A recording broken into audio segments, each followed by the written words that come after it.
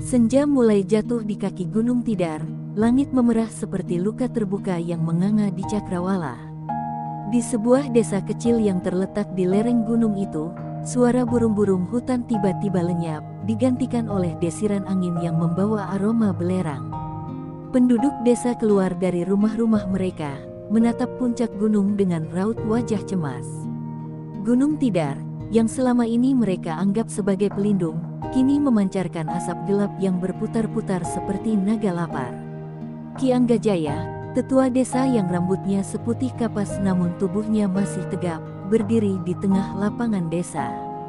Dengan tongkat kayu di tangan, ia memejamkan mata, mendengarkan suara-suara yang tidak bisa didengar oleh orang lain. Tiba-tiba, tubuhnya bergetar, dan ia jatuh berlutut. "Ini bukan bencana biasa," ucapnya dengan suara berat. "Ada kekuatan besar yang telah bangkit di Gunung Tidar. Sesuatu yang telah lama terkubur, dan kini menuntut pengakuan." Malam itu, desa diliputi keheningan yang menyesakkan. Arya Magel, cucu Ki Anggajaya yang selama ini lebih dikenal sebagai pemuda ceroboh dan suka berkelana, duduk gelisah di samping kakeknya.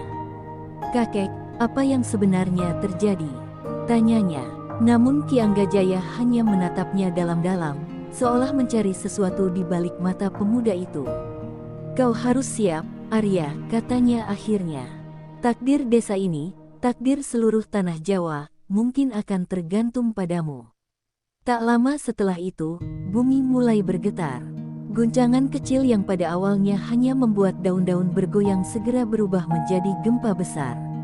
Rumah-rumah retak, pohon-pohon tumbang, dan dari arah gunung terdengar suara gemuruh yang menyerupai pekikan makhluk yang marah. Tiba-tiba, bayangan hitam raksasa muncul di kaki langit. Sosok itu memiliki mata merah menyala dan tawa yang menggema seperti halilintar.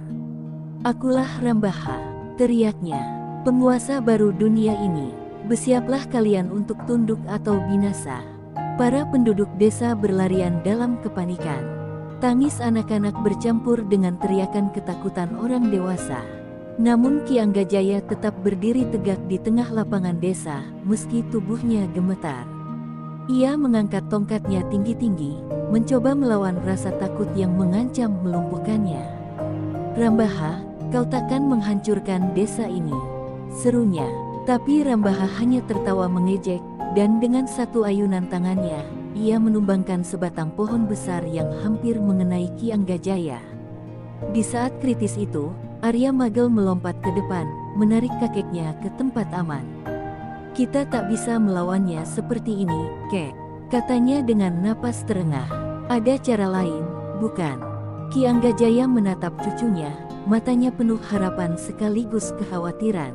"Ya," jawabnya, "tapi itu perjalanan yang berbahaya, dan aku tak tahu apakah kau akan kembali hidup-hidup." Arya menggenggam tangan kakeknya erat-erat. "Jika ini demi desa kita, aku akan melakukannya," katanya dengan suara mantap. Namun sebelum Ki Anggajaya bisa menjawab, Nyai Mayang, seorang gadis muda yang dikenal sebagai penjaga hutan, muncul dari balik bayang-bayang pepohonan. Wajahnya yang biasanya tenang kini dipenuhi rasa marah. "Aku ikut," katanya tegas. "Ini bukan hanya tentang desa ini, tapi tentang seluruh tanah Jawa."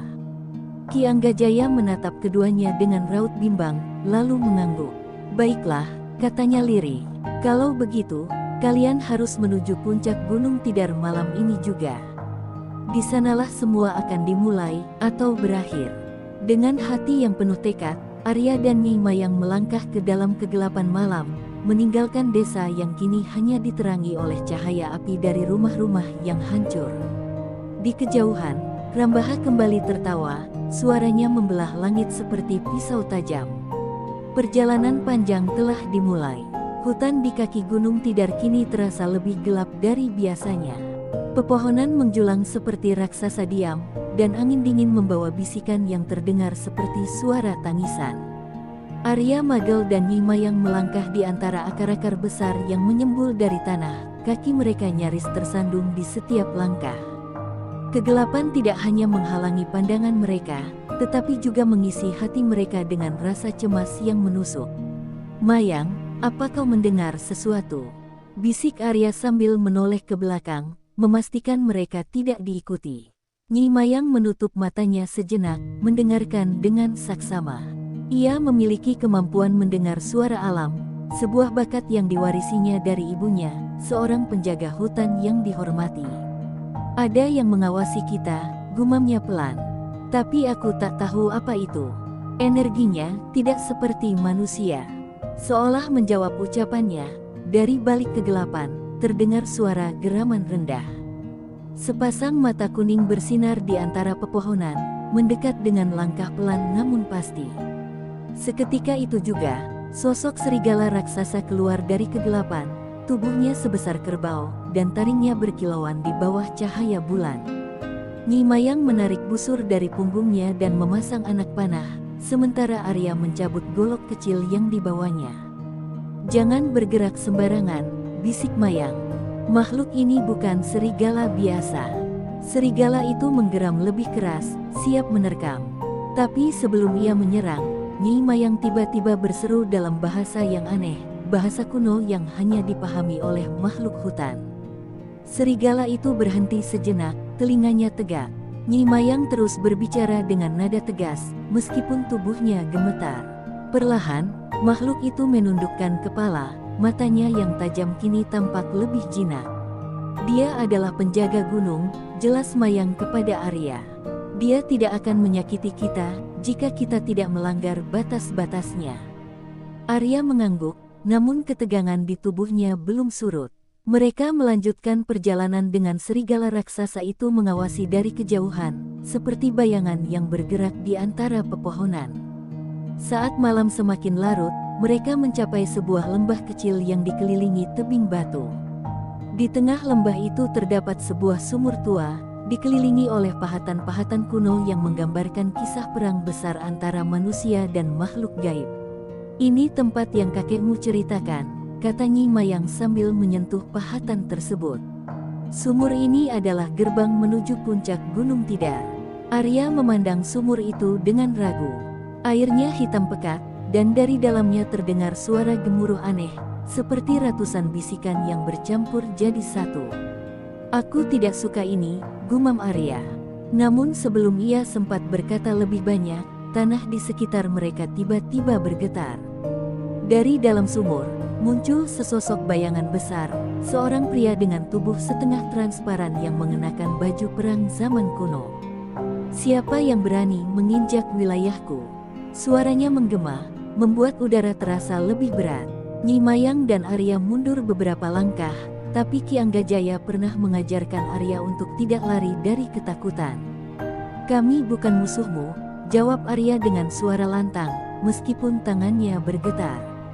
"Kami datang untuk menghentikan Rambaha, makhluk yang ingin menghancurkan keseimbangan dunia ini."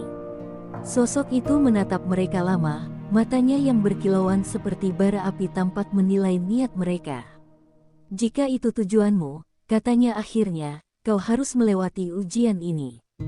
Bayangan itu mengangkat tangannya, dan lembah di sekitar mereka berubah menjadi medan perang. Ribuan prajurit bayangan bermunculan dari tanah, melingkari mereka dengan senjata terhunus.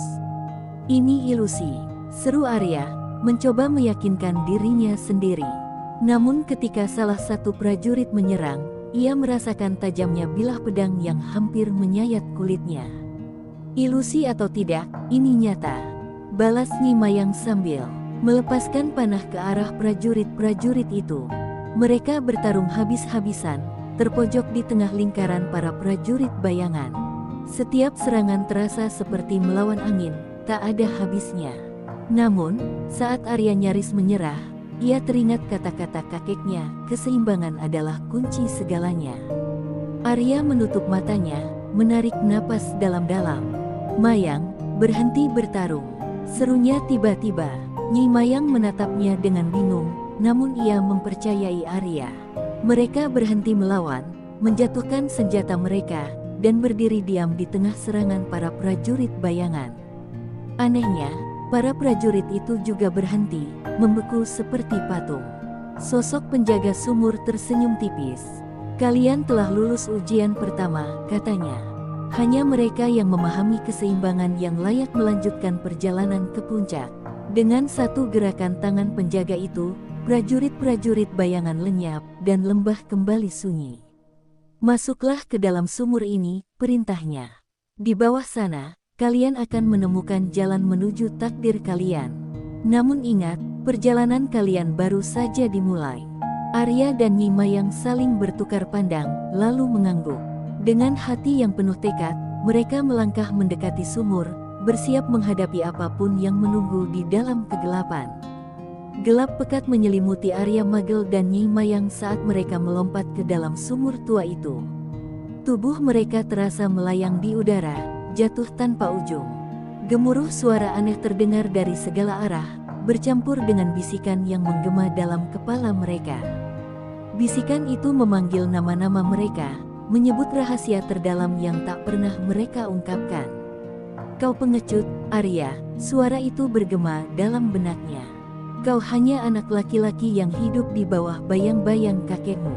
Arya mengepalkan tangannya, berusaha mengusir suara itu, namun ia tidak bisa mengabaikan perasaan takut yang muncul. Tiba-tiba, mereka menghantam permukaan keras, bukan air seperti yang mereka duga. Mereka kini berada di sebuah gua besar yang diterangi oleh cahaya biru pucat dari kristal-kristal yang tumbuh di dindingnya. Di hadapan mereka, sebuah jalan setapak membentang, dipenuhi dengan patung-patung berbentuk makhluk gaib yang berdiri kaku dengan ekspresi menyeramkan. "Apa ini?" bisik Nyi Mayang sambil menyentuh salah satu patung. Namun, sebelum Arya bisa menjawab, suara berat kembali terdengar, menggema di seluruh gua. "Selamat datang di Gerbang Tidar, tempat ujian terakhir dimulai," suara itu berkata. Dari bayang-bayang gua, muncul sosok wanita tua berjubah hitam. Wajahnya penuh kerutan, namun matanya bersinar tajam, seperti menatap langsung ke jiwa mereka. "Kalian telah melewati ujian pertama, tapi perjalanan kalian belum selesai. Di sini, kalian akan menghadapi ketakutan terdalam kalian." Wanita itu melambaikan tangannya, dan gua di sekitar mereka berubah menjadi ilusi yang berbeda-beda. Arya mendapati dirinya berdiri di depan rumahnya di desa. Ia melihat Ki Anggajaya terbaring lemah di ranjang, tubuhnya dipenuhi luka. "Arya, kenapa kau meninggalkanku?" Suara kakeknya terdengar serak. Arya berlari mendekat, namun setiap langkah yang ia ambil, kakeknya semakin menjauh, hingga akhirnya lenyap dalam asap hitam. Sementara itu, Nyi Mayang melihat dirinya di tengah hutan, dikelilingi oleh pohon-pohon yang terbakar. Di hadapannya, seekor harimau putih, hewan yang dianggap sebagai pelindungnya, tergeletak mati dengan darah mengalir deras dari tubuhnya. "Ini salahmu," suara hutan bergema, menghakiminya. Mereka terjatuh dalam ketakutan masing-masing, tubuh mereka gemetar, keringat dingin mengalir di dahi. Namun, di tengah kegelapan itu, sebuah suara kecil terdengar di hati mereka. Suara Ki Anggajaya berbisik, "Keseimbangan adalah kunci segalanya." Arya menarik napas dalam-dalam, mengingat pelajaran kakeknya. "Ini hanya ilusi," gumamnya, meyakinkan dirinya sendiri. Ia berdiri, menantang asap hitam yang mengepungnya. "Aku bukan pengecut, dan aku tak akan lari," teriaknya. Asap itu mulai memudar, dan ilusi di sekitarnya runtuh. Di sisi lain, Nyi Mayang menggenggam liontin kayu kecil di lehernya, pemberian ibunya. "Aku adalah penjaga hutan," katanya dengan suara tegas. "Aku tidak akan membiarkan ketakutan menghancurkanku." Pohon-pohon yang terbakar di sekelilingnya mulai menghijau kembali, dan harimau putih yang tadinya mati kini berdiri tegak, memandangnya dengan mata penuh keyakinan. Ilusi itu menghilang, dan mereka kembali berdiri bersama di gua besar itu. Wanita tua berjubah hitam tersenyum tipis. "Kalian telah lulus," katanya. "Ketakutan adalah musuh terbesar manusia, dan hanya yang mampu menghadapi dirinya sendiri yang layak melangkah lebih jauh."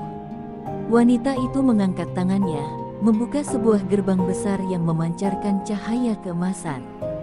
Di balik gerbang ini adalah pusaran lingkaran cahaya abadi. Namun, waspadalah, karena Rambaha telah mendekat. Perjalanan kalian belum berakhir. Arya dan Nyi Mayang saling bertukar pandang, rasa lega dan kecemasan bercampur di mata mereka. Namun, mereka tahu mereka tidak bisa berhenti sekarang. Dengan hati yang penuh tekad, mereka melangkah melewati gerbang emas itu, memasuki tempat yang selama ini hanya menjadi bagian dari legenda. Di kejauhan, terdengar suara gemuruh tawa Rambaha, semakin dekat, seperti badai yang siap menghancurkan segalanya. Perjuangan mereka baru saja dimulai. Cahaya keemasan menyilaukan mata Arya dan Nyi Mayang saat mereka melangkah melewati gerbang besar. Udara di sekitarnya hangat, namun penuh dengan energi yang membuat bulu kuduk mereka berdiri. Di hadapan mereka, sebuah pemandangan luar biasa terbentang.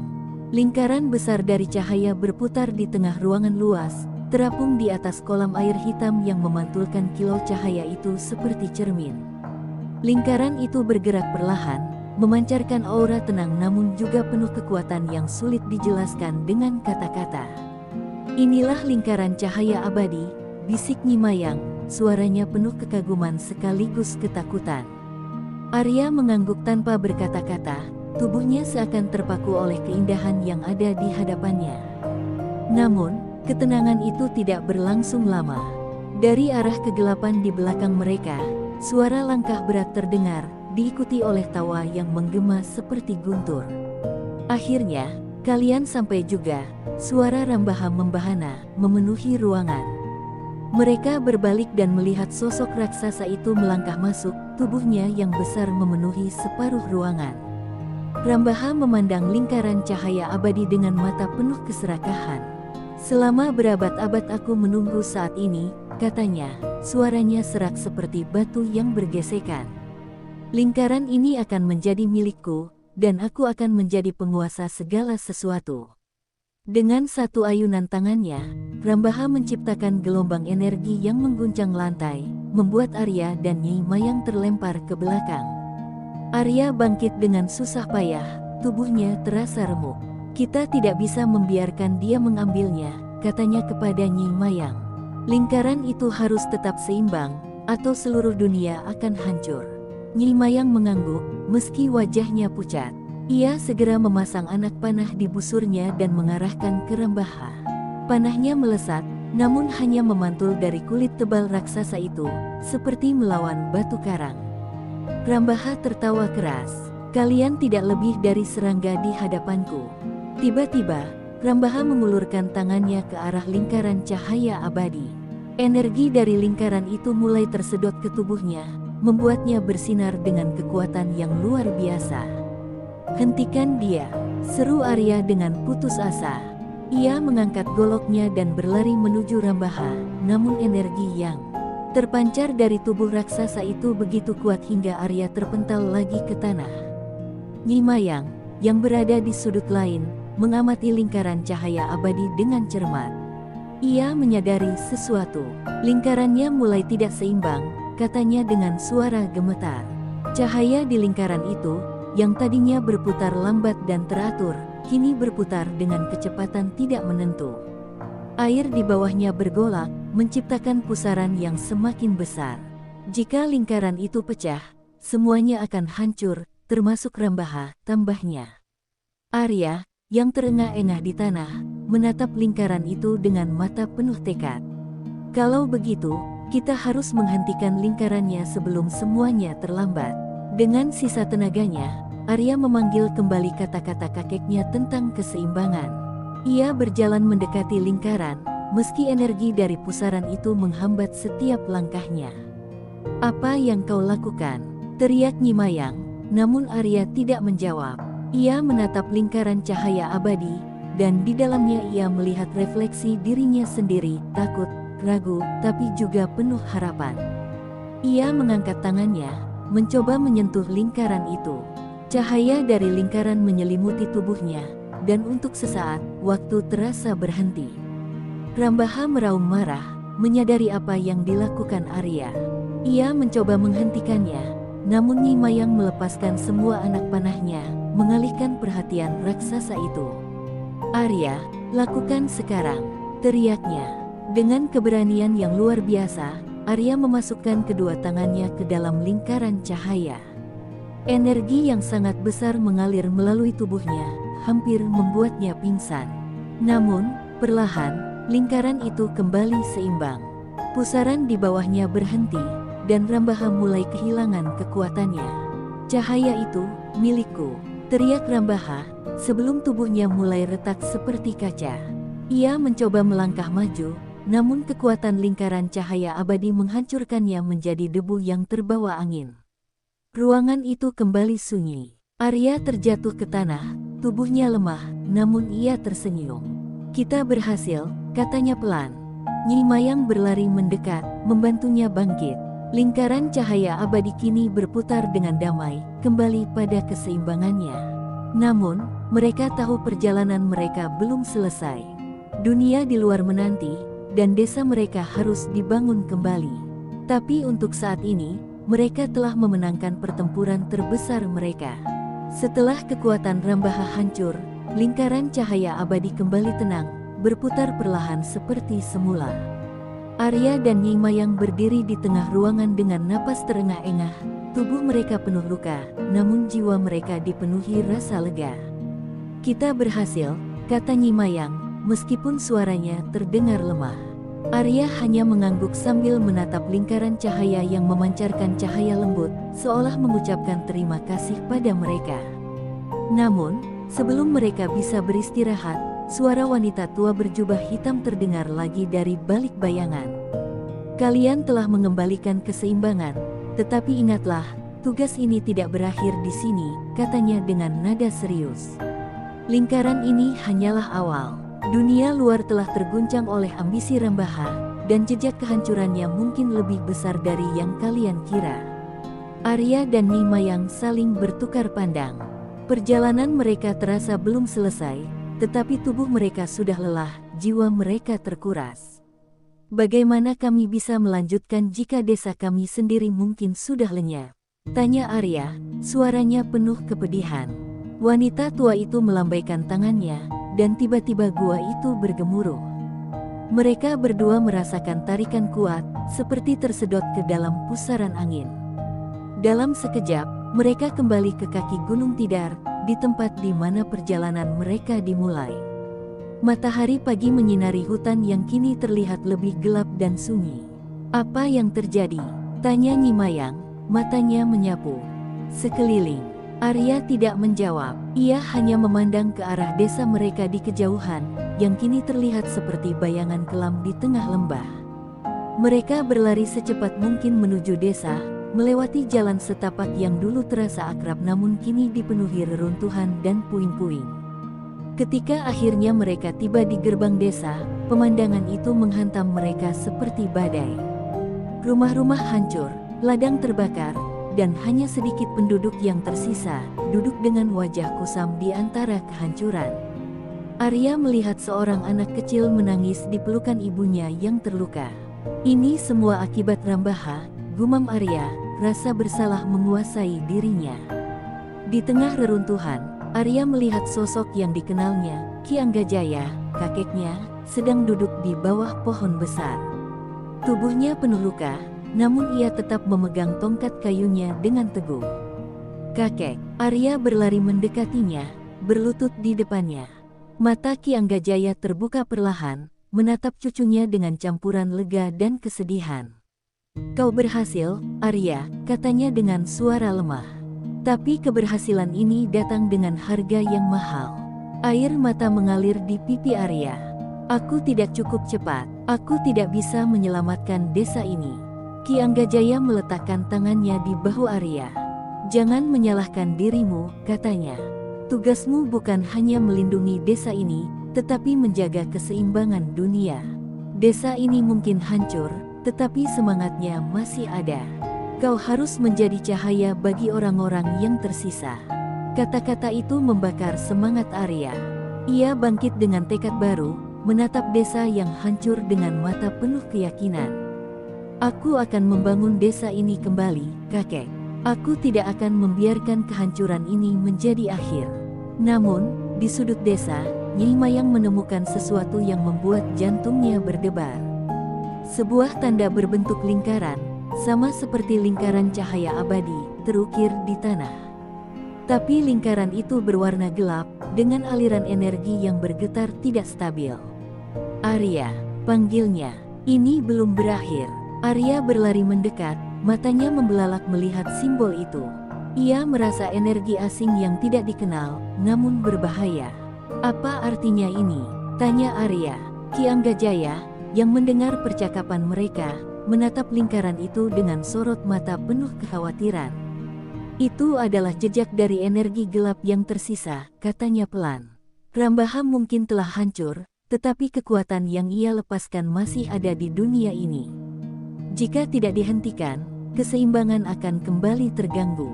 Arya mengepalkan tangannya, menyadari bahwa tugas mereka belum selesai. Desa mereka mungkin hanya menjadi permulaan dari perjalanan panjang yang menanti di luar sana. Dan kali ini, mereka harus menghadapi ancaman yang lebih besar, tanpa jaminan kemenangan.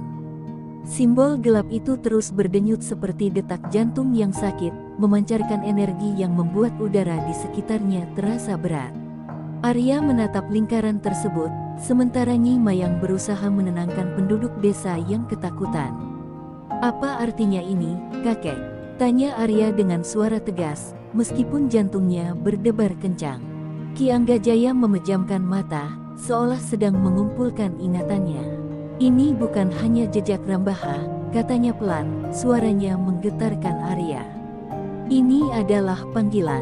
Panggilan bagi sesuatu yang lebih besar dari dirinya." Arya merasa dingin merayap di punggungnya. Panggilan, apa lagi yang bisa lebih besar dari Rambaha?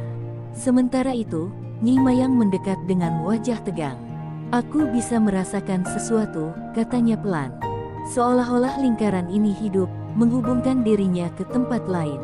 Kata-katanya membuat Arya tersentak. "Kalau begitu, kita tidak bisa hanya berdiri di sini," katanya tegas. "Jika ini benar-benar panggilan, kita harus memutusnya sebelum sesuatu menjawab." Malam tiba, dan suasana desa semakin suram. Penduduk yang tersisa berkumpul di tengah reruntuhan, mencoba mencari kehangatan dari api kecil yang mereka nyalakan. Arya dan Nyi Mayang berdiri di sisi Ki Anggajaya, yang kini tampak jauh lebih lemah. "Ada satu tempat," kata Ki Anggajaya dengan suara yang hampir tak terdengar. "Di dalam hutan sebelah timur, terdapat Candi Pitu, tempat di mana energi dunia saling bersilang. Jika lingkaran ini adalah panggilan, maka jawabannya pasti berakar di sana." "Candi Pitu?" tanya Nyi Mayang dengan nada heran. "Bukankah itu hanya legenda?" Ki Anggajaya mengangguk lemah. "Tidak, itu nyata. Dan di sanalah rahasia dunia ini disimpan. Tapi hati-hati, banyak yang ingin menguasai rahasia itu." Arya mengepalkan tangannya. "Kalau begitu, kita akan ke sana," katanya penuh tekad. Nyi Mayang menatap Arya, lalu mengangguk. "Kita tidak punya pilihan lain," katanya. Perjalanan ke hutan timur dimulai dini hari, ketika embun masih menetes dari dedaunan. Mereka berdua membawa perlengkapan seadanya, golok Arya dan busur Nyi Mayang, serta sisa makanan dari desa. Semakin jauh mereka melangkah, semakin terasa perubahan di udara. Pohon-pohon di hutan itu tidak lagi hijau segar, melainkan berwarna gelap dan layu, seolah-olah energi hidup mereka telah tersedot habis. "Aku tidak suka ini," kata Nyi Mayang, matanya tajam mengawasi sekeliling. Saat mereka semakin mendekati Candi Pitu, suara-suara aneh mulai terdengar. Bisikan yang tidak jelas asalnya, seolah-olah hutan itu berbicara. Arya merasakan kegelisahan merambat di dadanya, namun ia mencoba mengabaikannya. "Kita sudah dekat," katanya sambil menunjuk ke arah celah di antara pepohonan. Di sana, mereka melihat struktur batu besar yang tertutup lumut. Candi Pitu. Tapi sesuatu yang lain juga terlihat, api kecil yang menyala di depan candi, dan sosok berjubah hitam berdiri di sampingnya. "Siapa itu?" bisik Nyi Mayang, menyiapkan busurnya. Arya menggeleng, matanya tajam mengawasi sosok tersebut. Sosok itu tampaknya sadar akan kehadiran mereka, karena ia menoleh dengan lambat. Wajahnya tertutup tudung, hanya matanya yang bersinar merah seperti bara api. "Aku sudah menunggumu, pewaris Ki Anggajaya," katanya, suaranya seperti gemuruh yang dalam. Arya merasa tubuhnya menegang. "Siapa kau?" ia berteriak. Sosok itu tertawa, suaranya bergema di seluruh hutan. "Aku adalah penjaga rahasia ini," katanya. "Dan kalian tidak diundang." Dengan satu gerakan tangannya, tanah di sekitar mereka berguncang, dan dari bayang-bayang muncul makhluk-makhluk berbentuk aneh. Mereka seperti manusia, namun tubuh mereka terbuat dari lumpur gelap yang berkilauan. Makhluk-makhluk itu mendekat, mata mereka bersinar merah seperti tuannya. Arya mengangkat goloknya, sementara Nyi Mayang menarik busurnya dengan tegang. "Kita tidak akan mundur," kata Arya dengan tegas. Dan dengan teriakan perang, mereka melangkah maju, siap melawan kegelapan yang mengancam keseimbangan dunia. Makhluk-makhluk berlumpur itu menyerbu dengan kecepatan yang tidak manusiawi. Arya berteriak, mengayunkan goloknya ke arah salah satu makhluk. Goloknya menebas tubuh lumpur itu, namun tidak meninggalkan luka, hanya percikan kecil yang segera kembali menyatu. "Ini mustahil," Arya bergumam, panik. Nyi Mayang, di sisi lain, melepaskan panah demi panah, tetapi usahanya juga sia-sia. Panah yang menembus tubuh makhluk itu hanya lenyap dalam kegelapan yang menyelimuti mereka. "Tidak ada jalan lain," teriak Nyi Mayang sambil melompat mundur, menjauh dari serangan salah satu makhluk. Sosok berjubah hitam di depan Candi Pitu hanya berdiri diam, menonton mereka dengan tatapan dingin. "Kalian tidak akan menang," katanya dengan suara yang menggema. "Kegelapan ini tidak bisa dilawan dengan kekuatan biasa. Ini adalah cerminan dari ketakutan dan kelemahan kalian." Kata-kata itu seperti belati yang menusuk hati Arya. Ia tahu ada kebenaran dalam ucapan itu. Namun, di tengah kepanikan, Arya teringat sesuatu. Kata-kata Ki Anggajaya bergema dalam pikirannya, keseimbangan hanya bisa dijaga dengan keberanian yang murni. Arya menggenggam goloknya erat-erat dan memejamkan mata. "Nyi Mayang, kita tidak bisa mengalahkan mereka dengan kekerasan," katanya. Nyi Mayang, yang sibuk menghindar dari serangan, menoleh dengan bingung. "Lalu bagaimana?" Arya membuka matanya dan menatap makhluk-makhluk itu. "Aku akan menghadapi ketakutanku. Hanya itu cara untuk melemahkan mereka." Arya menjatuhkan goloknya ke tanah, berdiri tegak dengan tangan terbuka. "Aku tidak takut padamu," teriaknya ke arah salah satu makhluk. Makhluk itu berhenti, seolah-olah terkejut. Arya melangkah maju dengan keberanian yang tidak tergoyahkan. "Aku tahu kalian hanya bayangan dari ketakutanku, tapi aku tidak akan menyerah." Tiba-tiba, tubuh makhluk itu mulai gemetar, lalu perlahan meleleh ke tanah, menyatu kembali dengan bumi. Melihat itu, Nyi Mayang menurunkan busurnya. Ia mengambil napas dalam-dalam, mencoba menenangkan dirinya, lalu menatap makhluk yang menyerangnya. "Aku juga tidak takut," katanya dengan suara mantap. Satu persatu, makhluk-makhluk itu mulai menghilang, lenyap seperti asap. Sosok berjubah hitam menggeram marah, mengangkat tangannya, mencoba memanggil lebih banyak makhluk. Namun, cahayanya melemah. "Kalian tidak seharusnya memiliki keberanian sebesar ini," katanya dengan suara penuh kebencian. Arya melangkah maju, mendekati sosok itu. "Keseimbangan dunia bukan untuk dirusak," katanya dengan tegas. "Apapun yang kau coba bangkitkan, kami tidak akan membiarkanmu berhasil." Sosok itu tertawa pelan, meski suaranya kini terdengar lemah. "Kalian pikir telah menang? Ini baru permulaan," katanya sebelum tubuhnya mulai menghilang, lenyap dalam bayangan. Namun sebelum menghilang sepenuhnya, ia menunjuk ke arah pintu Candi Pitu. "Di dalam sana, rahasia terbesar menunggu. Tapi berhati-hatilah, rahasia itu bisa menghancurkan kalian." Setelah sosok itu lenyap, keheningan menyelimuti Candi Pitu. Arya dan Nyi Mayang berdiri terengah-engah, tubuh mereka lelah namun jiwa mereka kembali bersemangat. "Apa yang ada di dalam candi ini?" tanya Nyi Mayang, suaranya penuh keraguan. Arya tidak menjawab, hanya menatap pintu batu besar yang kini perlahan terbuka, memperlihatkan kegelapan yang tak berujung di dalamnya. "Kita harus masuk," katanya akhirnya, meskipun ia tahu perjalanan mereka akan semakin berbahaya. Mereka melangkah masuk, dan udara di dalam candi terasa berbeda, dingin, sunyi, dan penuh tekanan. Cahaya samar dari obor yang mereka bawa hanya mampu menerangi beberapa langkah ke depan. Namun, jauh di tengah kegelapan, mereka melihat sesuatu, sebuah altar besar dengan simbol lingkaran cahaya abadi di tengahnya. Namun kali ini, lingkaran itu terbelah dua, dan di sisi-sisinya tampak pahatan dua sosok bertarung, satu terang, satu gelap. Keseimbangan, bisik Arya. Ini bukan tentang menang atau kalah. Ini tentang menjaga agar dua kekuatan tetap berdampingan. Namun, bagaimana caranya? Pertanyaan itu menggantung, membawa mereka lebih dalam ke misteri yang harus dipecahkan. Candi Pitu menyimpan keheningan yang menyesakkan, seolah seluruh ruang itu tidak ingin keberadaan mereka mengganggu rahasianya. Arya dan Nyi Mayang melangkah mendekati altar, menatap pahatan dua sosok bertarung di sisi lingkaran yang terbelah. Sosok terang memegang tongkat bercahaya, sementara sosok gelap mengangkat pedang hitam pekat. Arya merasakan energi aneh merambat dari altar, seolah menguji tekad mereka. Apa artinya semua ini? Tanya Nyi Mayang. Suaranya memecah kesunyian. Sebelum Arya sempat menjawab, altar itu mulai bergetar. Simbol lingkaran di tengahnya bersinar redup, sementara dua sosok dalam pahatan perlahan bergerak seperti hidup.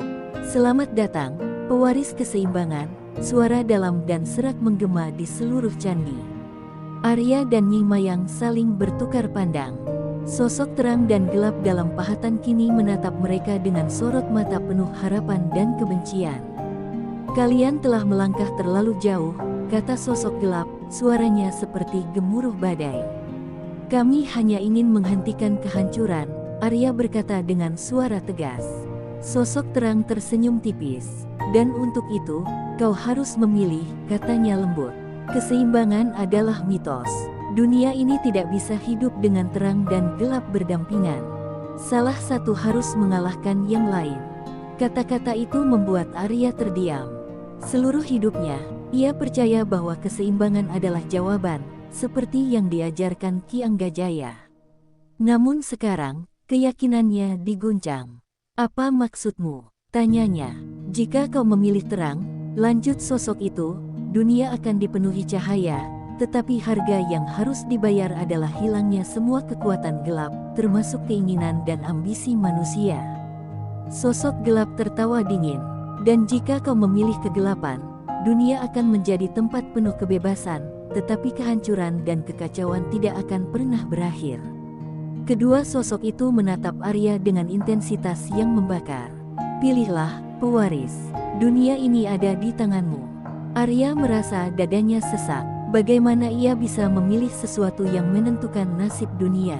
Tidak, katanya akhirnya, suaranya gemetar namun tegas. Kalian salah. Keseimbangan bukan tentang memilih satu sisi. Ini tentang menjaga keduanya tetap ada.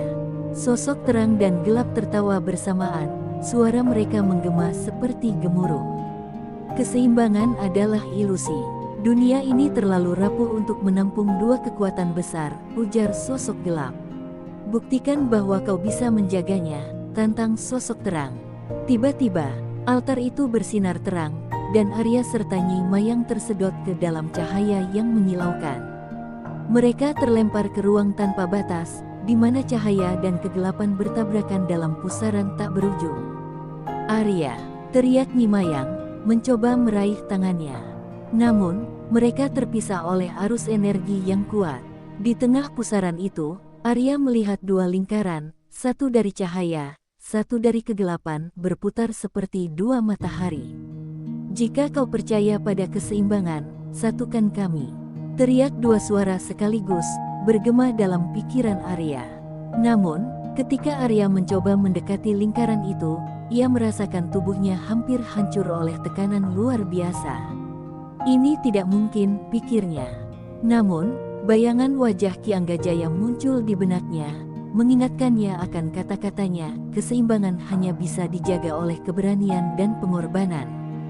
Dengan seluruh keberaniannya, Arya mengangkat tangannya, memusatkan seluruh pikirannya pada niatnya. Aku tidak akan memilih satu sisi, teriaknya. Aku akan menjagamu tetap utuh, meski harus mengorbankan diriku. Cahaya dan kegelapan mulai mendekat, menyatu menjadi satu lingkaran yang sempurna. Tekanan itu hampir membuat Arya kehilangan kesadarannya. Namun, di saat terakhir, sebuah ledakan energi besar meledak, dan semuanya menjadi gelap. Ketika Arya membuka matanya, ia kembali berada di depan altar bersama Nyi Mayang. Lingkaran di altar itu kini utuh, bersinar lembut tanpa ada belahan. Sosok terang dan gelap telah lenyap, menyisakan ketenangan yang belum pernah mereka rasakan sebelumnya. Kita berhasil, bisik Nyi Mayang, namun matanya dipenuhi air mata. Arya merasa tubuhnya berat, kekuatannya hampir habis. Namun, ia tersenyum, mengetahui bahwa untuk pertama kalinya dalam hidupnya, keseimbangan dunia telah benar-benar terjaga.